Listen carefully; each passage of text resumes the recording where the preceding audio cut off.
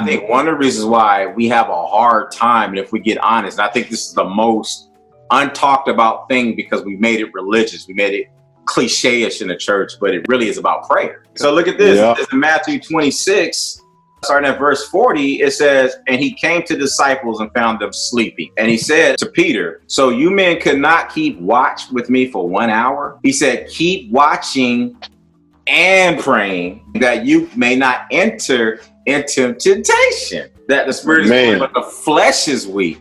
And so we do a lot of watching. We get on social media or whatever we do, we watch, we know everything that's wrong. You know what I'm saying? Spotting out all the heretics. Yeah. Right. Spotting out all the heretics, the false teacher, the church hurt, all that stuff. But then how much time are we spending in praying so that when temptation is upon us, we have the power in us to resist it?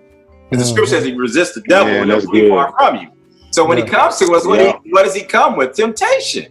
And that's what Jesus said. He said, keep watching and praying that you may not enter into temptation. So that was the whole point of him telling them to pray. It wasn't just for him, but more importantly for themselves. But if you keep reading, it says he went away again the second time and prayed, saying, my Father, if this, and look at, he's giving us an example. He's being tempted not to want to go to the cross. You see what I'm saying? There it is. It says he went away again the second time and prayed, saying, my Father, if this cannot pass away unless I drink it, then he says, your will be done.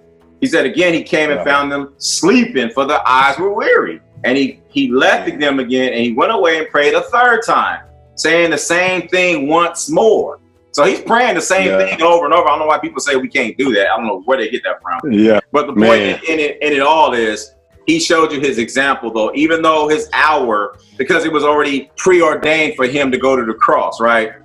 But he gave us a model that when temptation was on him, when he didn't want to endure that cross, he went to the Father and rested in him and prayed to him. But we got to also remember, this is a real warfare. And I think sometimes we walk in this warfare all willy-nilly and we're not really staying focused. We're doing the watching, but we're not doing the praying, or we're praying and we're not doing the watching.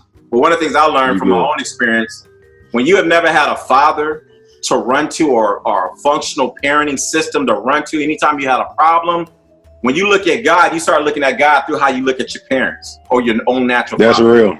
So when trouble hits us, instead of us humbling ourselves and going to the Father saying help, we think he's not going to help us.